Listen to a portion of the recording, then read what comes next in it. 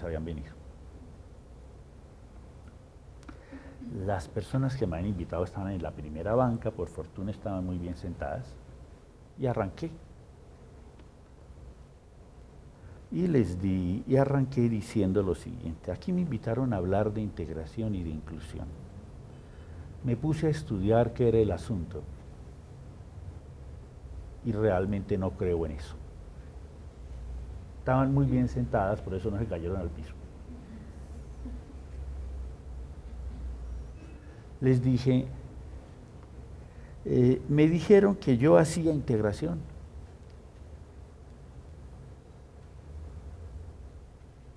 Y estoy preocupado con lo que hago. Yo en ese momento llevaba varios años dirigiendo un jardín infantil. Y decía que el único requisito para recibir un niño en el jardín infantil era que fuera un organismo que clasificara como Homo sapiens. Si es un organismo que clasifica como Homo sapiens, y si después de conversar los padres con la dirección del jardín sienten que se van a entender, aquí hay cupo para los niños. Este era un jardín de estrato 6. Todos los jardines de estrato 6 hacían pruebas de admisión y nosotros no hacíamos pruebas de admisión. Y empezamos a recibir niños echados de jardines. Entonces me llegaban muchachitos de 4 años con un prontuario de 3 echadas de jardín. Uno a los 3 años con semejante prontuario. Lo único que faltaba era que vinieran con camisitas de rayas así. ¿Sí? Uno a los 3 años, 4 años, echado de 3 jardines. Otros llegaban con síndrome de Down, otros con daño cerebral, otros con parálisis cerebral, muchos con problemas severos de conducta. Imagínense, uno a los 3 años y medio con problemas severos de conducta. Y yo, si me entendía con los papás, todos entraban. Tan raro, ¿no? Ciegos, sordos. Era un jardín muy exitoso, además, porque quedaba, yo en mi oficina, yo me sentaba y estaba al frente del parqueadero Unicentro, muy bien ubicado. Con una casa linda, con maestras impecablemente vestidas, con carros divinos que recogían los niños, todo bellísimo. Y además raro porque lo dirigía un hombre. Jardín. Y dije, sí, yo recibo todo este tipo de niños, pero ahora que empecé a leer sobre inclusión, estoy empezando a preocuparme.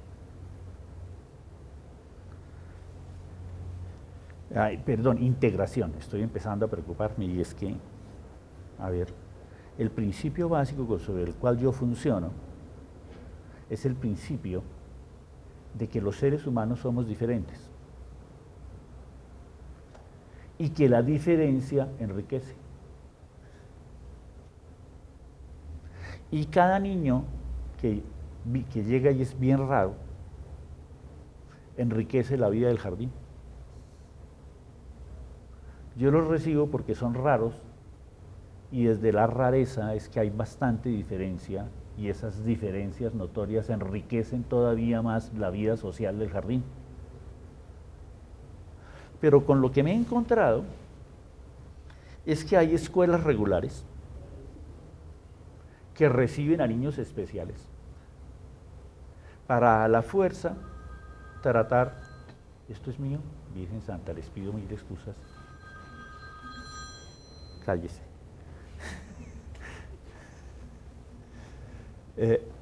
Entonces, sigo con mi cuento. Tenemos escuelas regulares donde se reciben niños especiales para tratar a la fuerza de volverlos regulares.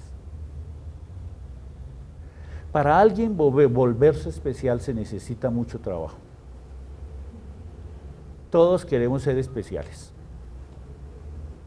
Y estos han logrado ser especiales, y como la gente no se resiste, los meten a las escuelas regulares, que como su nombre lo dice son regulares, a tratar de volverlos regulares, porque nadie se resiste que sean especiales.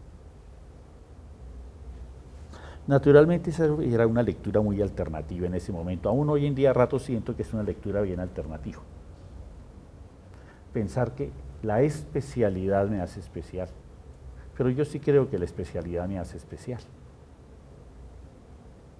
Mire, si consiguiéramos y miráramos los criterios, yo me quito esto y ya no las veo a ustedes bien.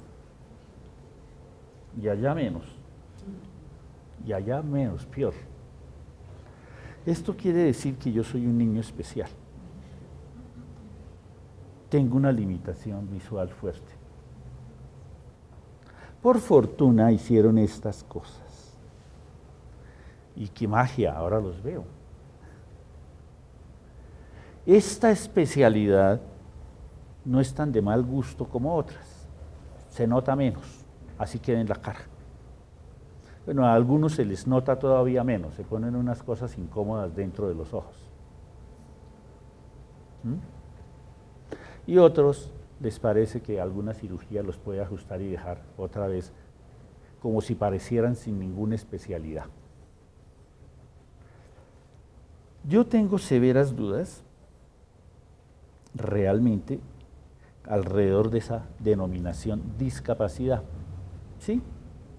Yo soy un discapacitado cuando se trata de que se me rompieron mis gafas y tengo que decir quién viene allá a media cuadra, o a 20 metros, o a 10.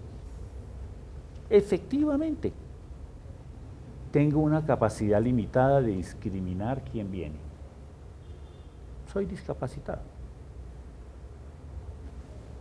Lo ajusté.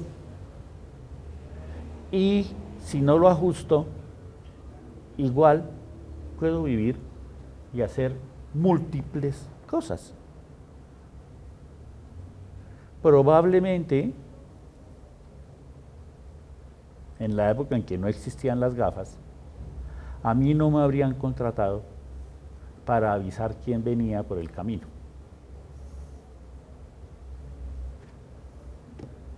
Pero sí me habrían contratado para otro tipo de cosas.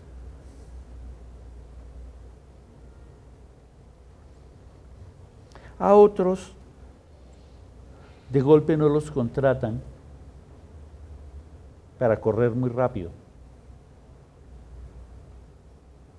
Son muy gorditos, tienen una pata torcida.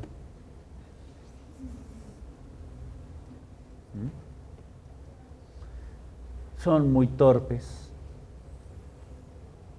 motormente, pues, tienen el motor grueso funcionando mal.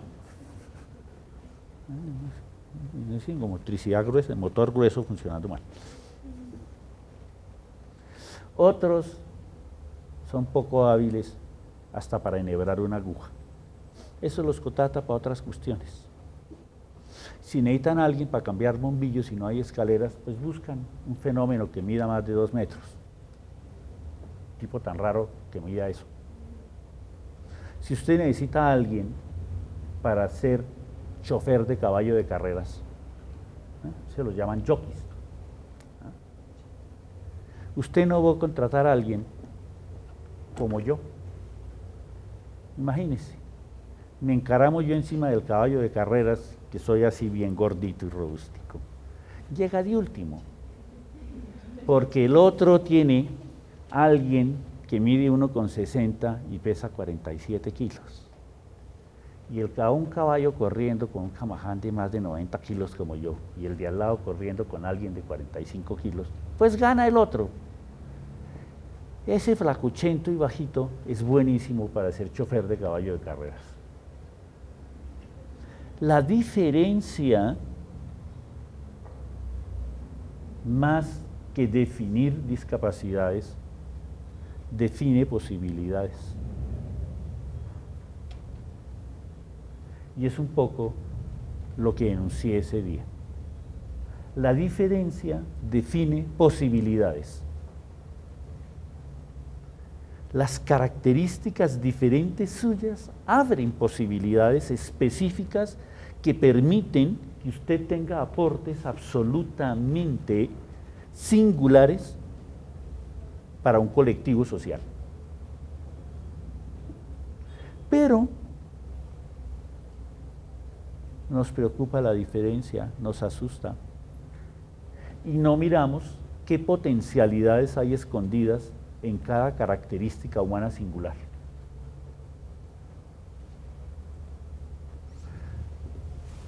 Ese día les dije que yo proponía algo muy distinto a lo que querían empezar a proponer.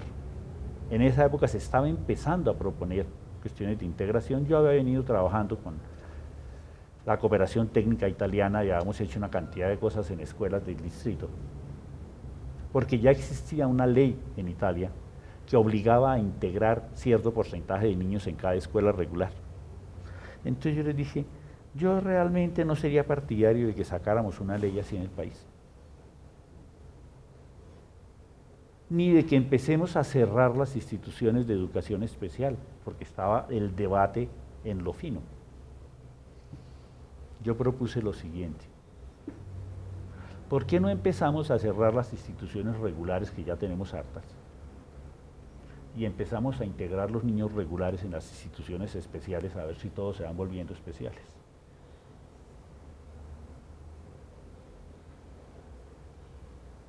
A ver si logramos tener instituciones que reconozcan la diferencia y la especialidad y entiendan que este niño que aparentemente es tan regular y tan promedio, de verdad no es igual al que tiene sentado al lado.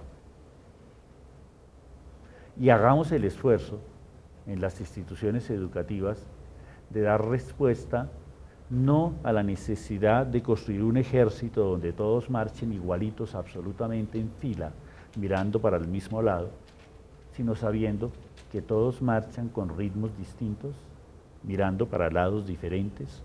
Hay altos, gordos, ciegos, sordos, patichuecos, lo que usted quiera, y cada uno sirve para cosas distintas, y valoramos realmente sus posibilidades y no sus limitaciones. Porque si no, definitivamente la otra alternativa es que todos somos discapacitados, dependiendo del metro con que nos midan. Yo creería que es mejor llegar a un mundo en el cual tenemos la conciencia efectiva de que todos somos discapacitados. Todos nos servimos para todo. Lo importante no es para qué nos servimos. Lo realmente importante es para qué sí servimos. Y ahí tenemos un problema serísimo, un problema complicadísimo, porque estamos mirando desde la falencia y no desde la posibilidad. Como yo ya soy viejo y estoy casi de salida, dentro de poco estaré bajo tierra, ese tipo de problemas le quedan solo a los jóvenes, no a mí. Ya yo no logré resolver nada. Espero que las generaciones jóvenes sean más exitosas que la mía. Esa era una segunda precisión que tengo que hacer. Y ahora sí me meto directamente en las familias que tienen un miembro en situación de discapacidad. Voy a mirar fundamentalmente con el lente de tienen un hijo en situación de discapacidad. Voy a referirme muy poco a tienen un padre, un abuelo, un tío, un adulto en situación de discapacidad. Porque hay por lo menos en una primera aproximación esas dos miradas. Una cosa es mirar cuando tienen un hijo y otra cosa es cuando hay un adulto en situación de discapacidad en la familia. He tenido que atender muchas familias en que uno o los dos padres encajan dentro de discapacidad entre comillas. O es ciego uno, o es sordo, o tiene parálisis cerebral, o algún tipo de retardo dentro de toda la gama de retardos. Yo de eso no sé, por eso no me atrevo a precisar, porque yo no soy educador especial. Yo en eso soy profundamente ignorante y cuando estoy con especialistas en el tema prefiero abstenerme. Yo soy apenas un aficionado que se ha acercado al tema. En las familias con un miembro en situación social de discapacidad, y quiero subrayar la palabra social. O sea, quiero decir que más que situación de discapacidad, yo creo que existen situaciones sociales de discapacidad. Un contexto social y cultural determinan a alguien como discapacitado. O sea, es un término correlativo a un contexto social específico y a una cultura particular. Y cuando digo a un contexto social específico de una cultura particular, lo que estoy diciendo es que cuando uno empieza a mirar en la historia, uno encuentra cosas sorprendentes. Por ejemplo, encuentra que en muchas culturas un niño con una particularidad, como por ejemplo un síndrome de Down, es considerado un enviado de Dios. Qué particular la cosa. Y se lo coloca en contextos de sacerdocio, en lugares de liderato. Dependiendo de ciertas dinámicas culturales, su particularidad se vuelve importante. Se le encuentra una función social.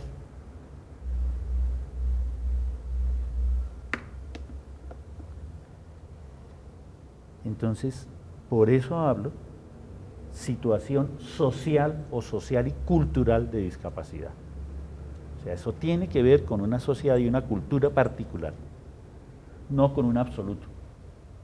Dependiendo de los elementos culturales y sociales, algo se define como extraño hacia abajo o extraño hacia arriba. Un ciego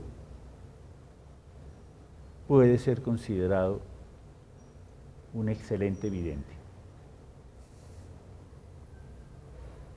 con características casi sobrenaturales,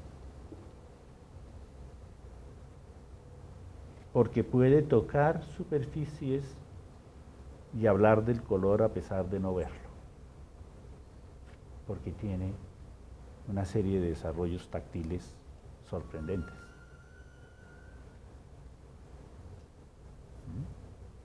Un sordo baila y recibe la música a nivel de vibración ambiental.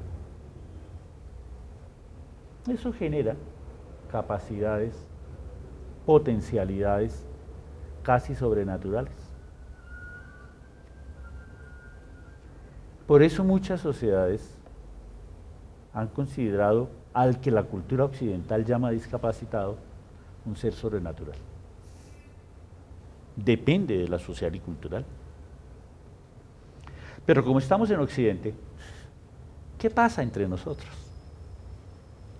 Pasan muchas cosas.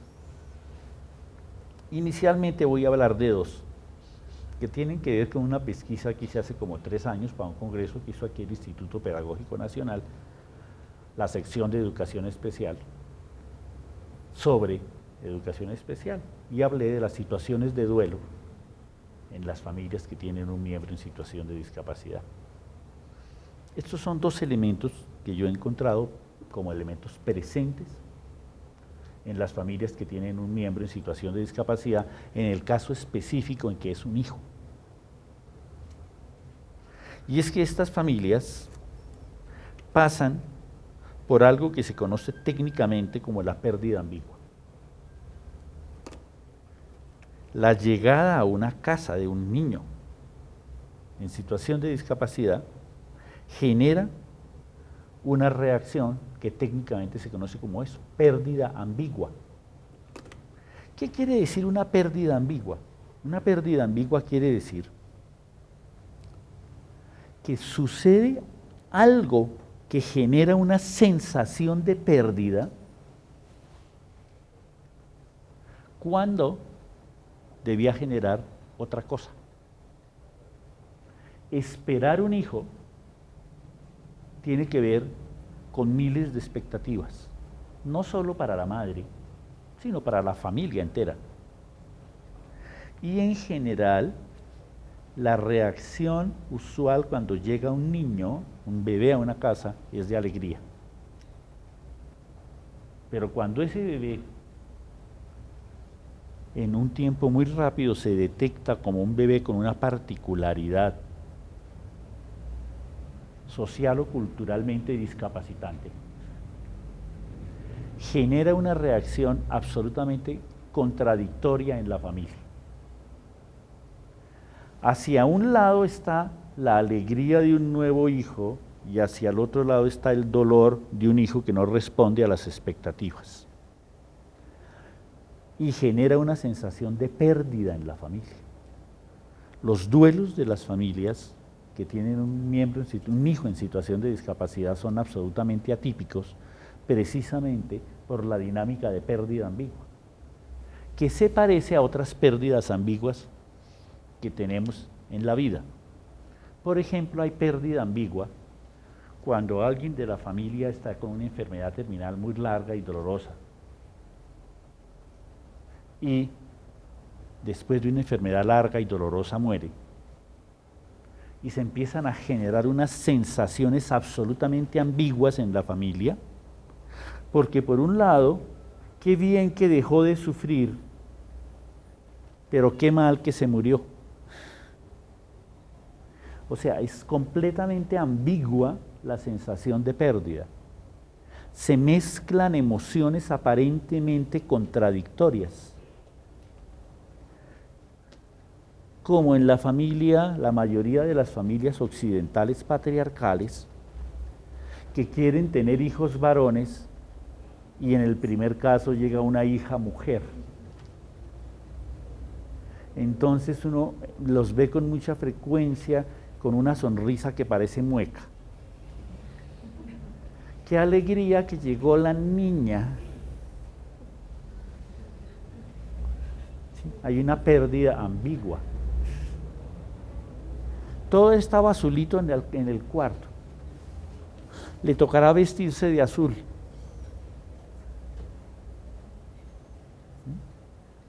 Eso es una sensación, eso se llama pérdida ambigua. Perdí la fantasía de tener un hombre que conserve el linaje y me tengo que conformar con una mujer que me va a dar nietos.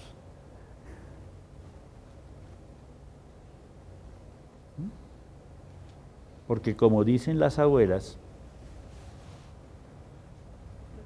los hijos de mis hijas, mis nietos serán, los hijos de mis hijos en duda están o estarán.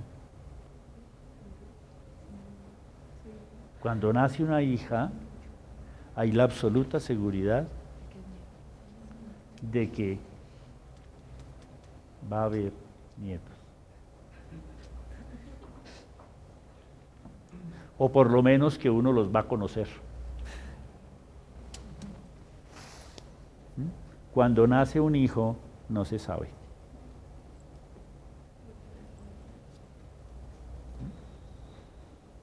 Pero a pesar de eso hay pérdidas ambiguas ahí.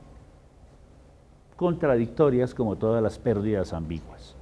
Bueno, esa es, en principio, parte de la realidad del nacimiento de un niño que tiene condiciones especiales. Aparece la pérdida ambigua y eso modifica significativamente las relaciones familiares. Ahorita voy a hablar de muchas de las cosas que pasan respecto a la modificación de las condiciones familiares.